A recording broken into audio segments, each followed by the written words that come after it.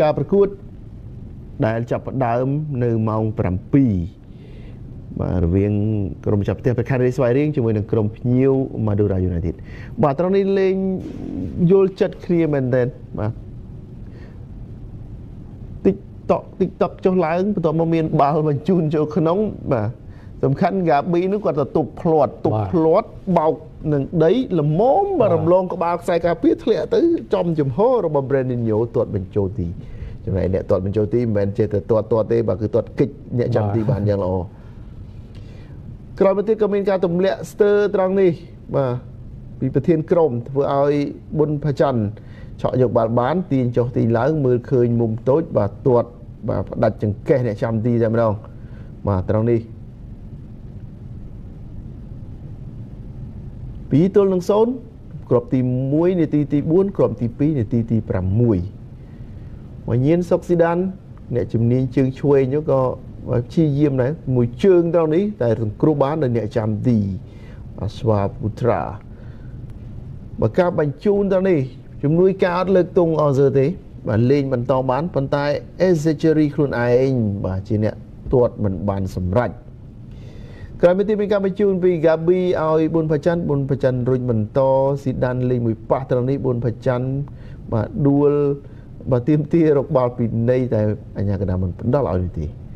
បន្តមកទៀតមានការបញ្ជូនមករកខ្សែបម្រើស្លាប់ដែលទៅតែបដូរចូលបាទគេព្យាយាមបាទកាត់ចុះកាត់ឡើងត្រង់នេះក៏អូសបាល់ចូលទៅក្នុងហើយទាត់ឆ្វេងមួយជើងតែស្រាលបាទសង្គ្រោះបានដោយវីរៈតារា ត្រង់នេះការរុញបាល់ឲ្យកាត់ចូលទៅក្នុងទប់កន្លក់បន្តិចទម្លាក់បន្តឲ្យស៊ីដានទាត់យកតែម្ដងតែសង្គ្រោះបានបាទហក់បាទសំកាំងឲ្យយកដៃមកខាងរបស់ខ្លួនជាបាល់តែត្រង់នេះបាសហើយក៏បាទសុទ្ធមួយទៀតស្រាលដោយស៊ុយវិសាលប៊ុនផាច័ន្ទប៊ុនកងបាទត្រង់នេះគឺគេព្យាយាមបន្តទៅរក Gabi ឆ្កឹះបានហើយក៏ទាត់តែមិនចំគោលដៅត្រង់នេះបាទនិយាយថាភាពយល់ចិត្តគ្នាគឺ ល្អមែនទេសម្រាប់ប្រកាន់ដូចស្វាយរៀងយើងឃើញបាទការលេងបាល់ខ្លីៗចលនាបាទយើងឃើញដូចត្រង់នេះជាដើមតែយ៉ាងណាក៏ដោយបាទមានខ្សែការពារគេបាទរៀងបានសម្រេចបន្តមកទៀតបាទជូស៊ីនទីក៏ប៉ុនប៉ងមួយជើង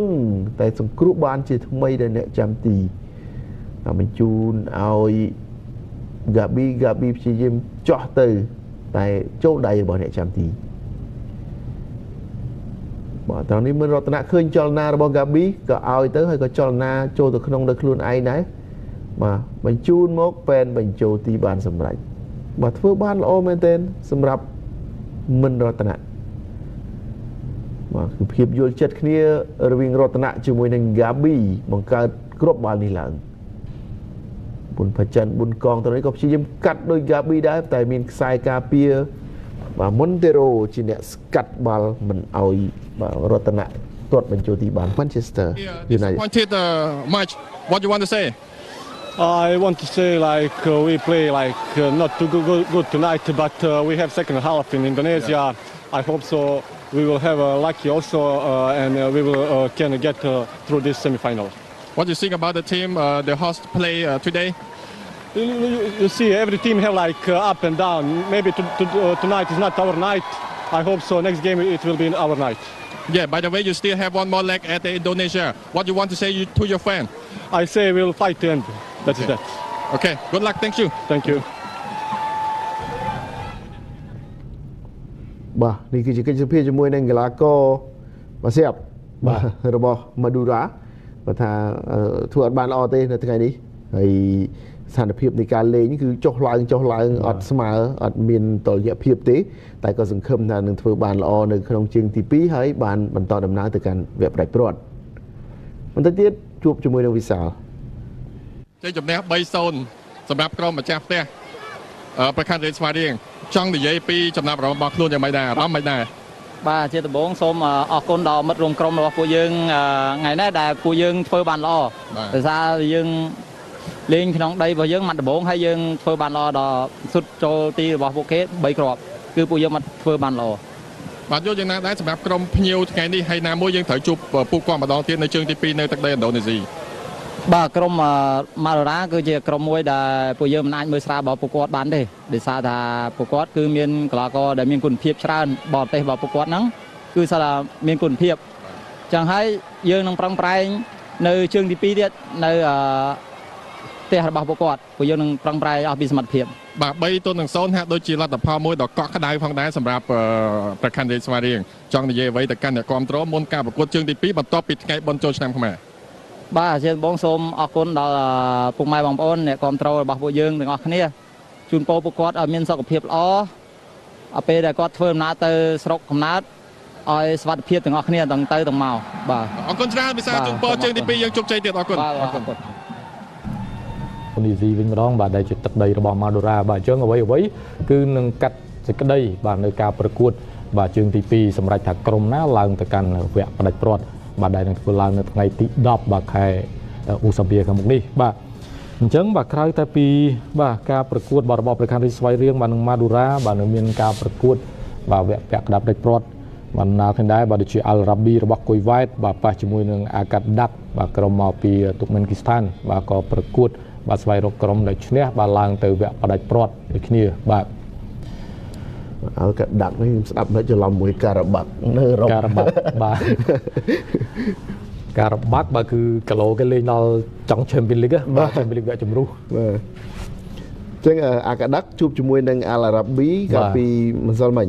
បាទមួយប្រកួតហើយគឺអាល់រ៉ាប៊ីបានយកឈ្នះអាល់កាដាក់មក2-0និយាយពីថាវគ្គទី1វិញលេងសង្កត់សឹងតែមិនអោយអាកាដាក់ដកដង្ហើមរួចតែអត់មានគ្រាប់បាល់ទេ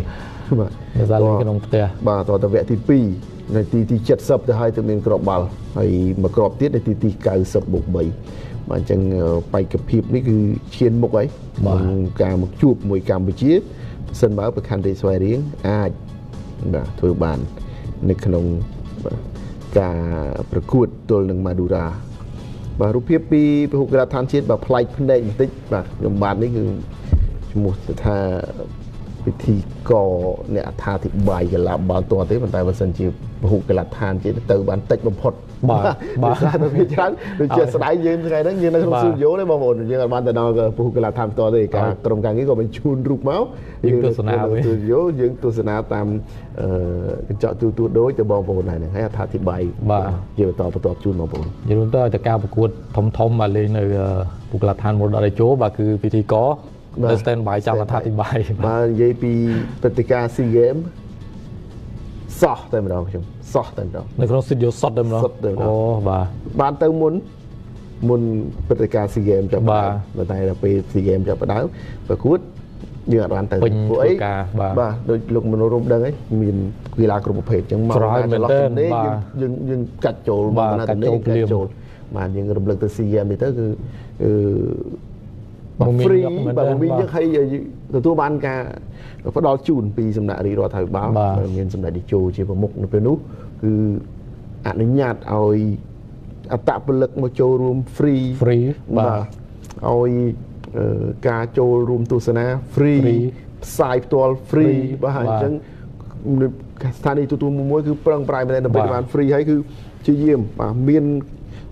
ម៉ោងណាបាទចប់ពីការប្រកួតមួយនេះចូលការប្រកួតមួយទៀតកាច់យកប្រភេទកីឡាបាទអញ្ចឹងអធិស្ឋានបងប្អូនបងកាលនោះកីឡាខ្លះក៏អត់ទាន់ស្គាល់ដែរបាទអត់ទាន់យល់ជ្រៅដែរអញ្ចឹងយើងក៏មានពេលខ្លះមានអ្នកជំនាញទៅពេលខ្លះអត់មានអ្នក